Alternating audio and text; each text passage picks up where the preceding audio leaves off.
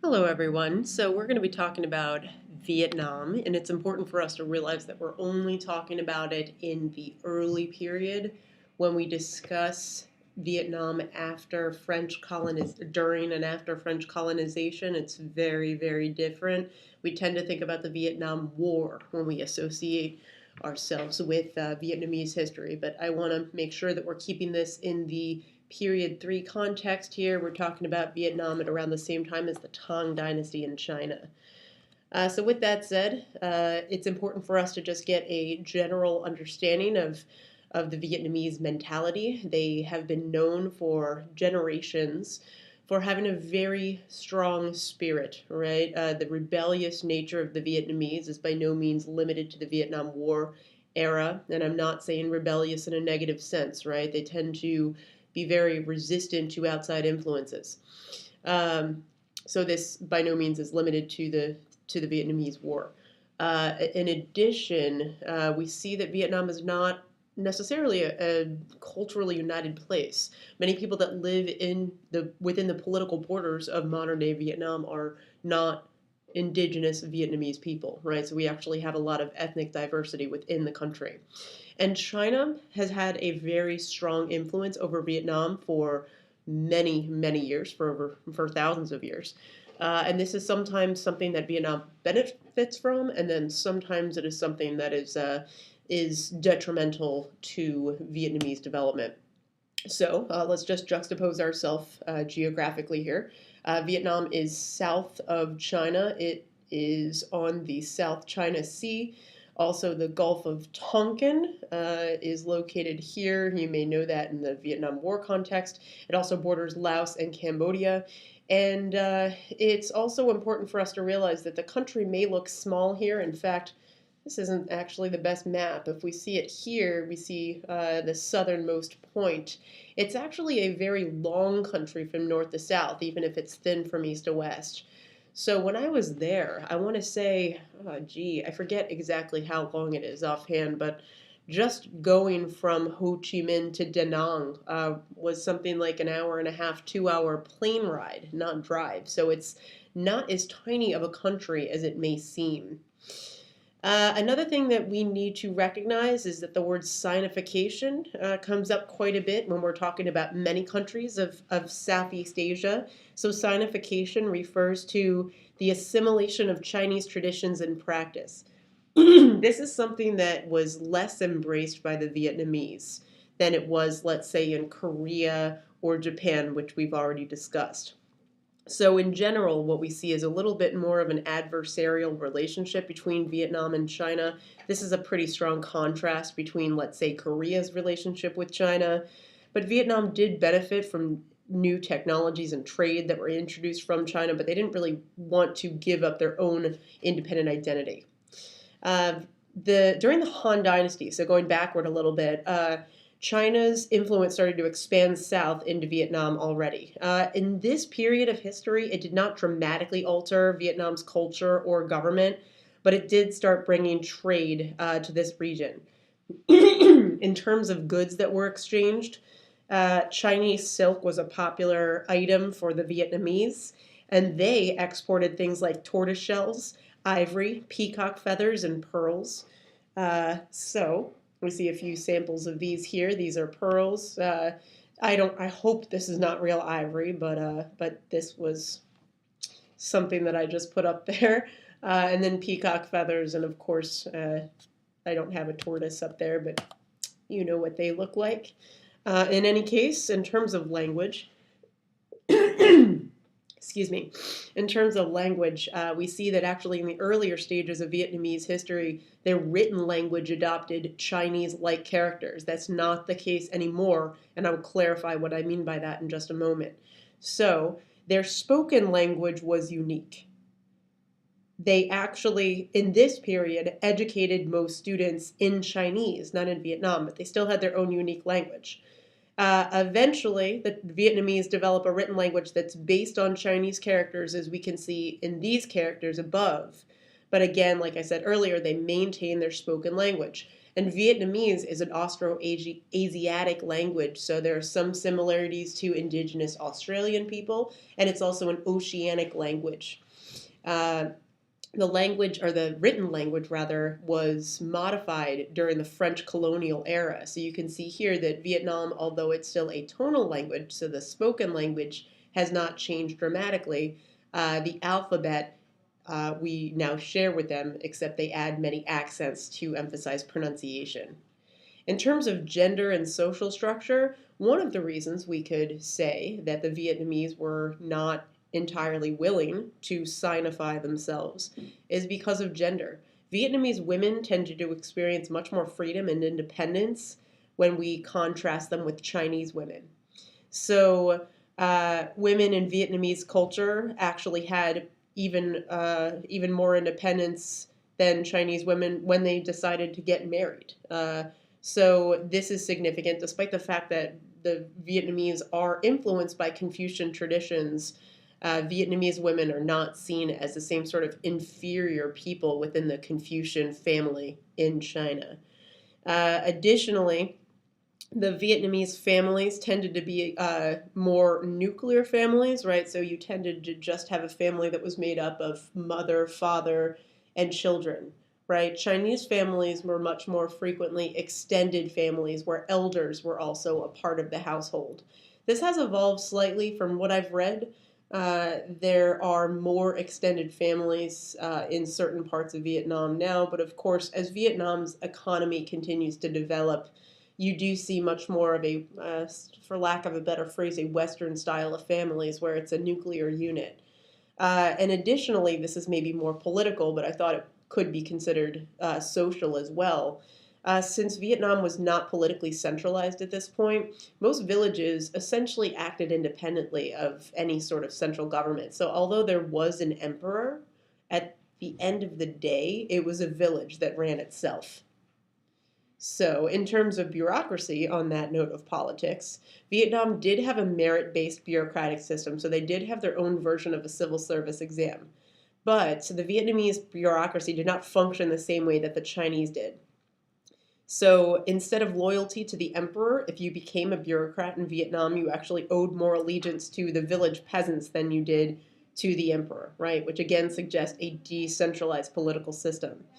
Vietnamese scholar officials or bureaucrats led revolts occasionally against the government if they saw it to become too oppressive. So that also is indicative of that lack of centralization.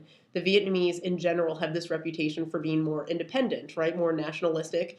And so ultimately that sort of makes sense that the bureaucrats would take the side of their more local government than they would their central government. Nationalistic was probably the wrong choice of words there, so to backtrack, nationalism is something that's more prominent in Vietnam today. I'll explain what I mean eventually. Additionally, we're going to see that, here we are, all right, Sonification. I mentioned that earlier, but let's elaborate on what that means. So again, just as a recap, Sonification refers to the process where Chinese culture influences other South Asian, or Southeast rather, Asian countries. So one thing we see as a byproduct of Sinification is that women start to relegate to an inferior status.